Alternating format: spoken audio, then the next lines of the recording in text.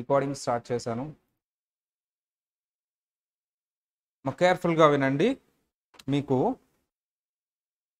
ఇది తెలిసిన నాలెడ్జ్ అయినా సరే ఇంపార్టెంట్. Okay, continue recording. ఇది ఆల్రెడీ తెలిసిన నాలెడ్జ్ అయినా చాలా ఇంపార్టెంట్.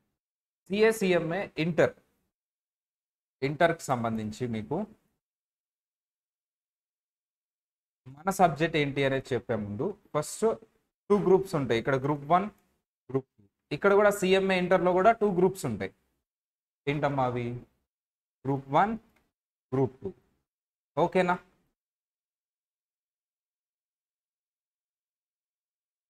ఓకేనా? సరే, గ్రూప్ 1లో సిఏకి సంబంధించి గ్రూప్ 1లో 3 సబ్జెక్ట్స్ ఉంటాయి. అవి ఏంటో ఒకసారి గెస్ చేయండి, ట్రై చేయండి. నేను కూడా చెప్తూ ఉంటా ఏమేమి ఉండొచ్చు గ్రూప్ 1లో. అకౌంట్స్, ఇంకా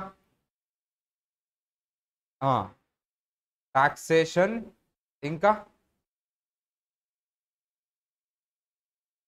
లా. గ్రూప్ 2లో కూడా 3 సబ్జెక్ట్స్ ఉంటాయి. ఏంటి ఆ సబ్జెక్ట్స్ చెప్పండి?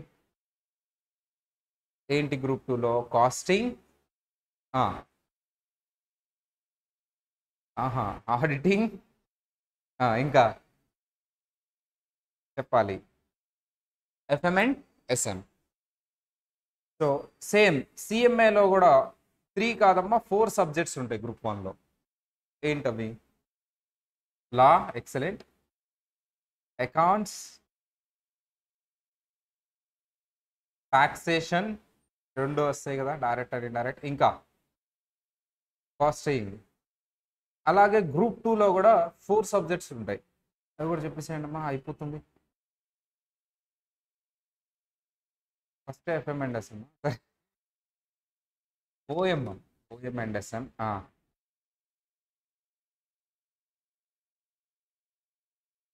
Accounts and audit. Okay, MA management account and advanced costing. FM and BDA. నా సబ్జెక్ట్ ఏంటి? రౌండ్ ఆఫ్ చేద్దాం. నా సబ్జెక్ట్స్ రౌండ్ ఆఫ్ చేద్దాం.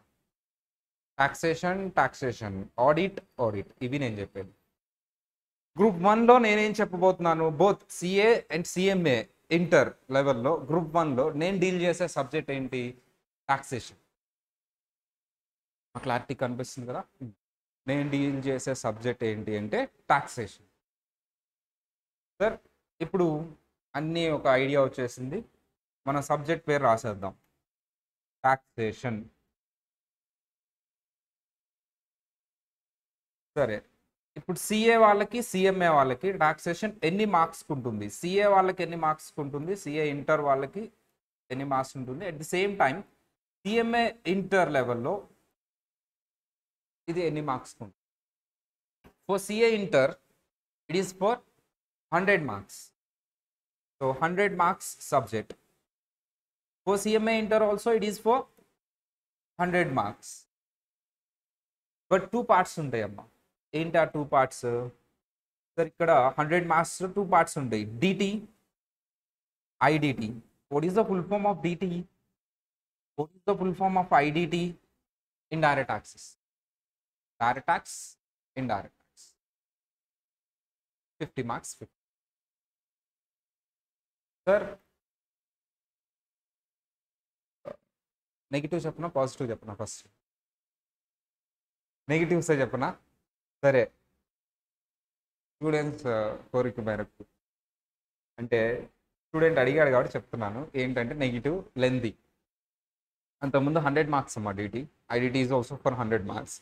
రెండింటిని సిలబస్ ఏమీ రెడ్యూస్ చేయకుండా కంబైన్ చేశారు, ఏదో 2-3 చాప్టర్స్ తీసేసి.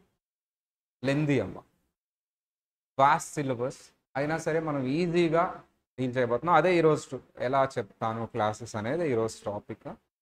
డిటి, ఐడిటి సిలబస్ సిఏకైనా సిఎంఏకైనా ఒకటే. సిఏకి అయితే ఒక ఇన్కమ్ ట్యాక్స్ యాక్ట్, సిఎంఏకి అయితే ఇంకొక ఇన్కమ్ ట్యాక్స్ యాక్ట్ ఉండదు.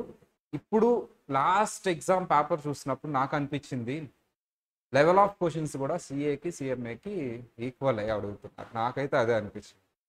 ఏదో సిఎంఏ అంటే తక్కువ అడగటం కానీ ఇలా ఏం లేదు. సిఏకి ఎక్కువ గ్రేడ్ అడగటం ఇలా ఏం లేదు. ఇంకా నాకు అనిపించింది సిఏ వాళ్ళ పేపరే ఇంకా ఈజీ అనిపించింది నాకైతే. లాస్ట్ డిటి పేపర్ చూడండి సిఏ వాళ్ళది, సిఎంఏ వాళ్ళకంటే సిఏ వాళ్ళ పేపర్ ఈజీ అనిపించింది నాకైతే, అదే అనిపించింది. చూపిస్తా తర్వాత మీకు, మీరే చెప్తారు సిలబస్ అయిన తర్వాత, you can tell. Okay fine. So DT and IDT so combo waste అమ్మ నెగిటివ్ పాయింట్ అది. But the positive point is tricky అంటుందంటే ఈజీ టు రిమెంబర్. అంటే మీరు వింటేనే కొంత బ్రెయిన్లోకి వెళ్ళిపోతుంది, ఈజీ టు రిమెంబర్. మగప్ చేయాల్సిన నెసెసిటీ ఉండదు. ఒకసారి విని 2-3 టైమ్స్ ప్రాక్టీస్ చేస్తే బ్రెయిన్లో ఫిట్ అవుతాయి 80% ఆఫ్ ది సిలబస్. ఒక 20% మాత్రం రిమెంబర్ చేసుకోవాలి మనం. బట్ 80% ఆఫ్ ది సిలబస్ క్లాస్లో విని ఒకసారి ప్రాక్టీస్ చేస్తే బ్రెయిన్లో ఫీడ్ అయిపోయే syllabus DT and IDT both. When compared in DT and IDT, IDT is a very simple and syllabus కూడా కొంచెమే ఉంటుంది. But DT is a somewhat vast, but దానికి ఒక షార్ట్ కట్ ఉంది మనకు. ఇప్పుడు నేను చెప్పే క్లాసెస్ ఏంటి, నేను చెప్పే టాపిక్స్ ఏంటి అంటే, what is the nature of subject, ఈ సబ్జెక్ట్ ఎలా ఉండబోతుంది, ఆల్రెడీ కొంత హింట్ ఇచ్చాను. And how I teach the classes ఎలా ఉండబోతున్నాయి ఇలా చెప్తాను నేను. And what is the exam pattern ఎలా ఉండబోతుంది అంటే ఎన్ని మార్క్స్కి ఏది అడుగుతారు, ఎగ్జామ్ బోత్ సిఏ అండ్ సిఎంఏకి సిమిలర్ అమ్మ almost. What is the exam pattern and what is the teaching methodology. అంటే ఇప్పుడు స్టార్ట్ అయిందా, ఇప్పటివరకు ఏమైందో.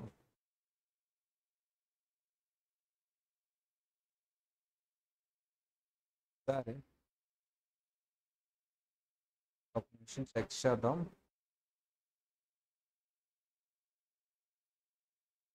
Yes, it is recording. Coming to the first point, what is the nature of subject? Is it the theoretical subject or problematic subject?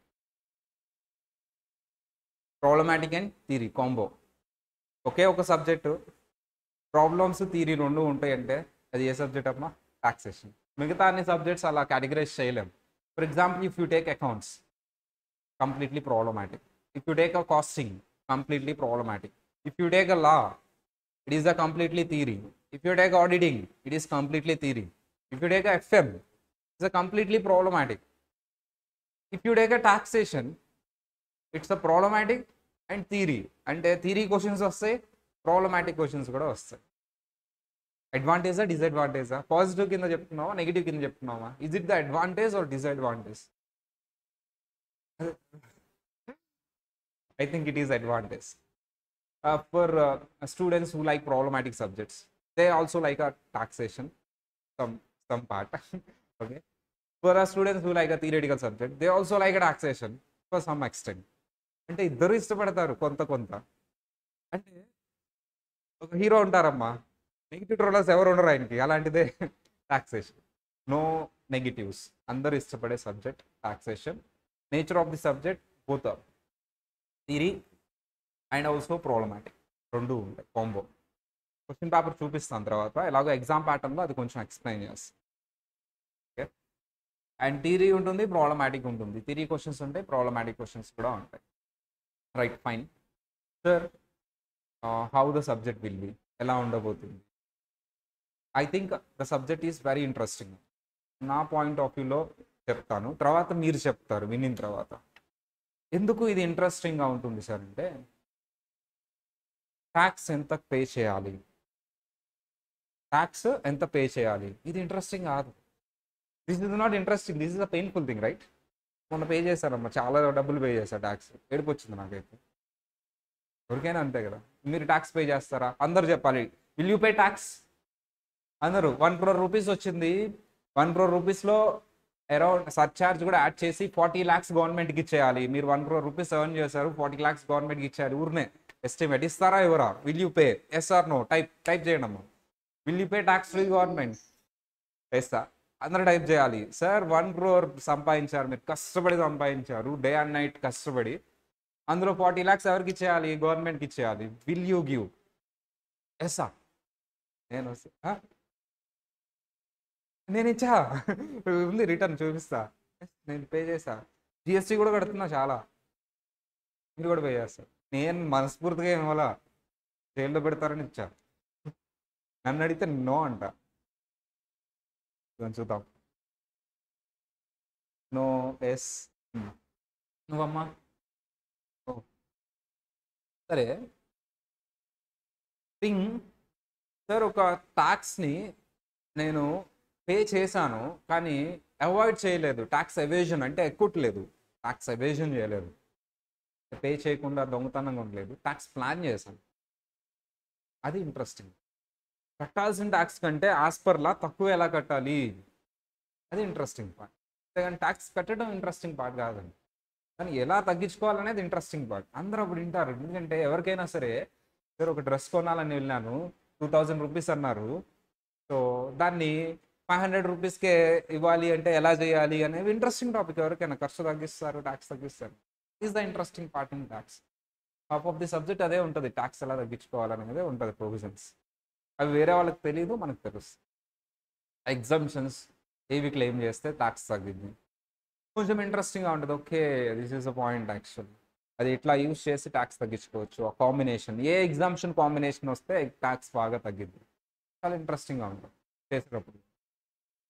So nature of subject and it is interesting, కొంచెం ఇంట్రెస్టింగ్గా ఉంటుంది. Problem చేసేటప్పుడు కానీ లైవ్లీగా కూడా ఉంటుంది. ఎందుకు lively ఉంటుంది sir అంటే, మీరు ఇప్పుడు నేర్చుకున్నారమ్మా, ఇంటికి వెళ్ళారు. ఎగ్జాంపుల్ నేను తర్వాత తీసుకుంటాలే, సరే స్టార్ట్ చేద్దాం.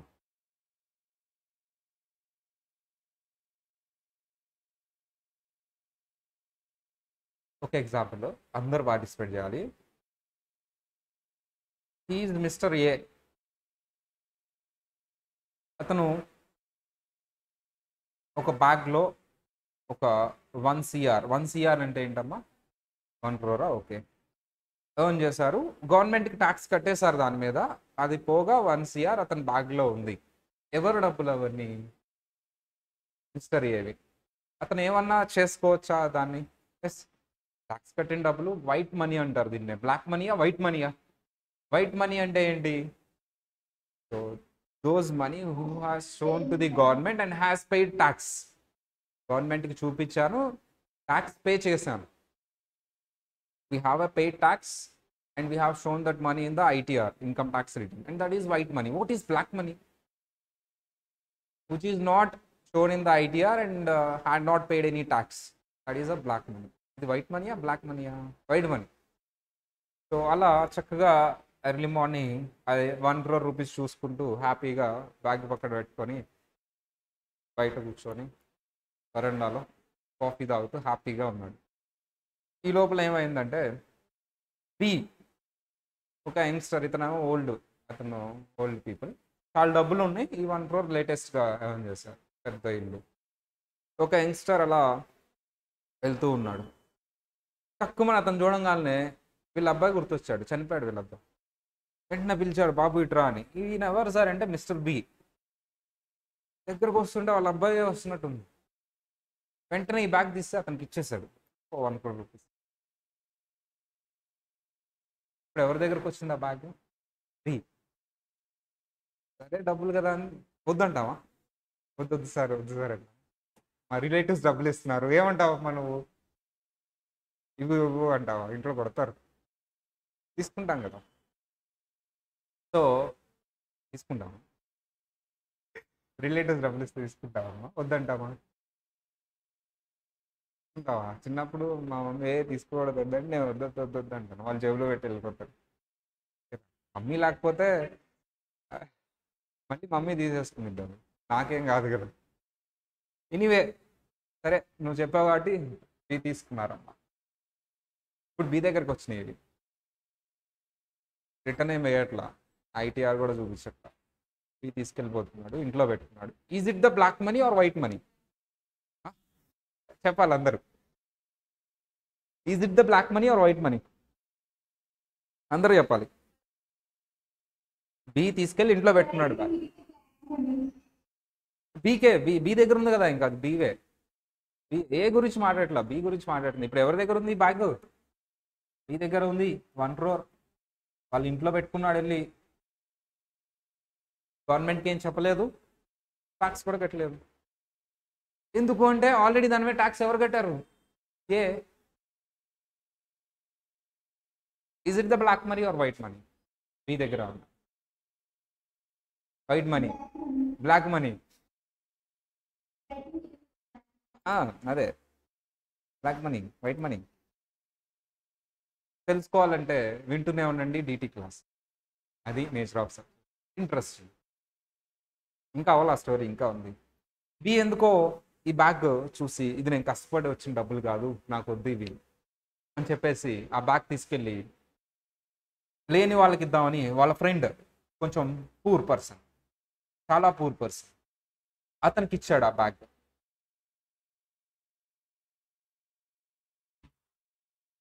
Is it the black money or white money? మా సి దగ్గర ఉన్నది బ్లాక్ మనీయా వైట్ మనీయా? ఇప్పుడు సి దగ్గర ఉంది ఆ బ్యాగ్.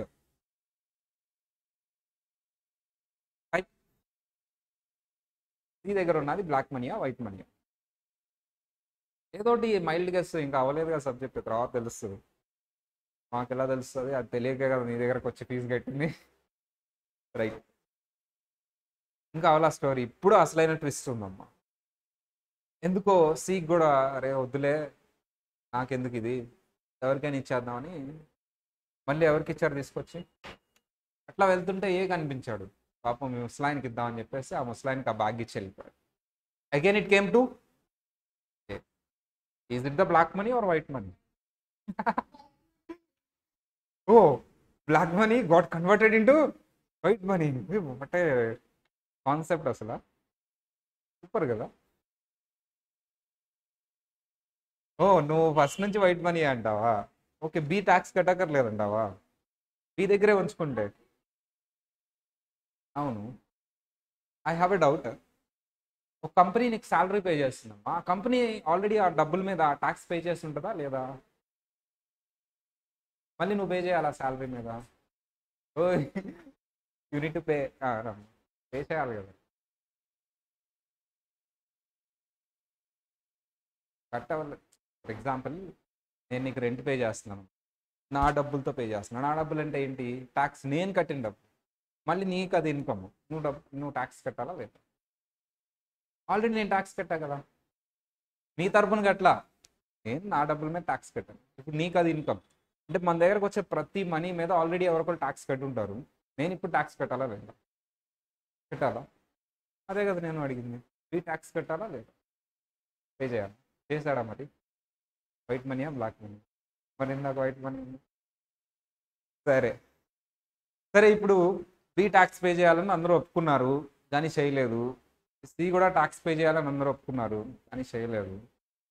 మళ్ళీ తిరిగి ఎవరి దగ్గరకు వచ్చింది? ఏ దగ్గరకు వచ్చింది. ఏ ఇప్పుడు ట్యాక్స్ పే చేయాలా అగైన్? సి ట్యాక్స్ పే చేయాలా?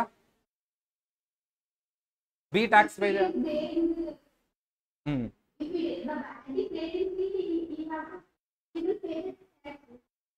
అవును కదా. అంటే ఇప్పుడు మన దగ్గరకు వచ్చామని మన దగ్గరే ఉంటుందా, మనం మళ్ళీ స్పెండ్ చేసేస్తామా? స్పెండ్ చేసేస్తాం డెఫినెట్లీ. ఎవరు పర్మనెంట్గా ఉంచుకోరు, స్పెండ్ చేసేస్తాం. సేమ్ అలాగే సి కూడా స్పెండ్ చేశాడు. అది ఎలా స్పెండ్ చేశాడని అతని ఇష్టం. టెంపుల్కి వెళ్ళి వేసాడా, లేకపోతే ఫుడ్ కొనుక్కొని తిన్నాడా, లేకపోతే వేరే వాళ్ళకి ఇచ్చాడా, అతని ఇష్టం. అది first you need to pay tax and spend money. ఆ ట్యాక్స్ కట్టిన తర్వాత మీరు ఖర్చు పెట్టండి. సో ఏం చెప్పబోతున్నారంటే point, that is the depth of the subject. ఇక్కడ మీకు చాలా డౌట్స్ వచ్చేసి ఉంటాయి. బి ట్యాక్స్ పే చేయాలా లేదా, సి ట్యాక్స్ పే చేయాలా లేదా, at the same time A tax pay చేయాలా లేదా, అగైన్ ఏ దగ్గరకు బ్యాగ్ వచ్చింది మళ్ళీ ఇంకొకసారి ట్యాక్స్ పే చేయాలా, ఆల్రెడీ పే చేశారు కాబట్టి అలా ఉంది. ఇవి లైవ్ సబ్జెక్టా? లైవ్కి లింక్ చేస్తాను. నేను నీకు రెంట్ పే చేశాను, నీకు అది ఇన్కమ్, ట్యాక్స్ పే చేయాలి. అగైన్ ఆ రెంట్లోంచి మళ్ళీ నాకు, నా కంపెనీలోంచి ఏదో ప్రోడక్ట్ కొన్నావు, మళ్ళీ నాకు ఇచ్చేసావు కొంత డబ్బులు ఆర్ సేమ్ అమౌంట్, మళ్ళీ నా దగ్గరకు వచ్చేస్తాయి. ట్యాక్స్ పే చేయాలా వద్దా? సేమ్ అదే ఎగ్జాంపుల్ కదా, కొంచెం సింపుల్గా వేస్తాను, అర్థమైంది. సో అదే బయట జరిగేది. మనం ఎవరి దగ్గర నుంచి డబ్బులు తీసుకుంటున్నాం, ఆటోమేటిక్గా వేరే వాళ్ళకి ఇస్తాం ఆ డబ్బులు తీసుకెళ్ళి. కంపెనీ సాలరీ ఇస్తుంది, సాలరీ తీసుకెళ్ళి హోటల్కి ఇస్తాను, జొమాటో వాడికి ఇస్తున్నాను, స్విగ్గీ ఆర్డర్ బుక్ చేసుకుని. సో అలా రొటేట్ అవుతూ ఉంటాయి మనీ ఒకరి దగ్గర నుంచి ఇంకోళ్ళకి. కాబట్టి చూడండి, వైడ్ యాంగిల్లో చూడండి, ఒకరి దగ్గర నుంచి ఇంకోళ్ళకి రొటేట్ అవుతూ ఉంటాయి. సో మన ఫైనాన్స్ మినిస్టర్ని అదే క్వశ్చన్ అడిగారు, జస్ట్ మనీ రొటేట్ అవుతుంది ఒకరి దగ్గర నుంచి ఒకరికి, దాని మీద ఎన్నిసార్లు రొటేట్ అయితే అన్నిసార్లు ట్యాక్స్ పే చేయాలా, ఇది ఎంతవరకు కరెక్ట్? మళ్ళీ హస్టీస్ నా దగ్గరికి వచ్చేసినాయి, మళ్ళీ నేను ట్యాక్స్ పే చేయాలా? ఇదేనా ఇన్కమ్ ట్యాక్స్? అర్థమైంది సబ్జెక్ట్? అర్థమైన వాళ్ళకి ఇప్పుడు నేను మళ్ళీ ఎగ్జాంపుల్ నేను కాన్సెప్ట్ చెప్పిన తర్వాత తీసుకుంటాను, అప్పుడు మీరు చెప్తారు, నేను చెప్పను. ఎవరెవరు ట్యాక్స్ పే చేయాలి, ఎవరు పే చేయాల్సిన అవసరం లేదు, ఎందుకు పే చేయాలి, విత్ రీజనింగ్ అండ్ ప్రొవిజన్ మీరు చెప్తారు. అంటే ఇప్పుడు ఇలాంటి సినారియో ఇండియాలో జరుగుతున్నప్పుడు ఒక యాక్ట్ రాయాలా అవసరం లేదా? రాయకపోతే ఏమవుతుంది, ఒకళ్ళు అవసరం లేదంటారు, ఒకళ్ళు పే చేయాలి అంటారు, ఒకళ్ళు నెసెసిటీ ఉందంటారు, ఒకళ్ళు పే చేయాల్సిన అవసరం లేదంటారు. అలా ఒక్కొక్కరు ఒకటి చెప్తారు. అలా కాదు, మన అందరం ఒక రూల్స్ రాసుకుందాం, ఒక పాయింట్స్ రాసుకుందాం, అందరూ దాన్ని అగ్రీ అవుదాం, దట్ ఈస్ ఇన్కమ్ ట్యాక్స్. ఇలాంటి సినారియోస్ అన్నీ యాక్ట్లో రాసి వాటిని ప్రొవిజన్స్ అన్నారు. ఇలా ఉంటే ఇలా చేయి, ఇలా ఉంటే ఇలా చేయి, ఇలా ఉంటే ట్యాక్స్ కట్టు, ఇలా ఉంటే ట్యాక్స్ కట్టద్దు, that is income tax. Live సబ్జెక్టా, నార్మల్ ఎక్కడో ఊహించుకున్నాం. For example, in childhood we have studied that a+b² is equal to something something something అనుకున్నాం. మనకు అప్పుడప్పుడు అనిపిస్తుంది, ఇది నిజంగా ఉంటుందంటావా లైఫ్లో, మనం చదువుకున్నదంతా నిజంగా జరుగుతుందా, నిజంగా మనం వాడతామా జనరల్ లైఫ్లో అనే డౌట్ వస్తుంది. బట్ ఇది అలా కాదమ్మా, నువ్వు ఇప్పుడు ఏదైతే నేర్చుకున్నావో అది నిజంగా లైఫ్లో వాడతావు, నువ్వు ఉంది, జరుగుతుంది. లైవ్లీ సబ్జెక్ట్ అంటారు దాన్ని. ఏదో ఊహించి రాసింది కాదు, నువ్వు ఓహో ఇలా ఉండొచ్చేవో అనుకుని ఊహించుకునేది కాదు, ఉంటుంది, అలా ఉంటుంది కాబట్టే బుక్లో రాశారు. అంటే మీకు ఎంటైర్ సిఏ అండ్ సిఎంఏలో 80% of the subjects are lively subjects, and DT is 100% lively subject. ఏదో ఊహించుకుని రాసింది కదా, ఆల్రెడీ జరుగుతున్నది రాశారు, ఇప్పుడు అది జరుగుతుంది కూడా. ఏది ఇమాజిన్ చేసుకోవాల్సిన అవసరం లేదు, ఆటోమేటికలీ హ్యాపెన్ అవుతుంది, అదే సొసైటీలో జరిగేదే రాశారు. Then this is about the nature of the subject. And పనిలో పని క్లాసెస్ ఎలా జరుగుతాయో కూడా చెప్పేశాను నేను. ఇప్పుడు నా క్లాస్ ఎలా జరిగింది ఇంతసేపు, నేను ఒక్కడనే చెప్పుకుంటూ వెళ్ళిపోయినా, మీరు కూడా ఇంటరాక్ట్ అయ్యారా? That is the nature of the class. Interactive మోడ్లో జరుగుతుంది. నేను ఇదిగో ఈ పాయింట్, ఇదిగో ఇది, దాని మీనింగ్ అందరికి అర్థమైందా, ఓకే డన్ అన్నాను. ఆ పాయింట్ని మీ చేత చెప్పిస్తాను, మీరు చెప్పింది బుక్లో ఉందో లేదో చూస్తాను.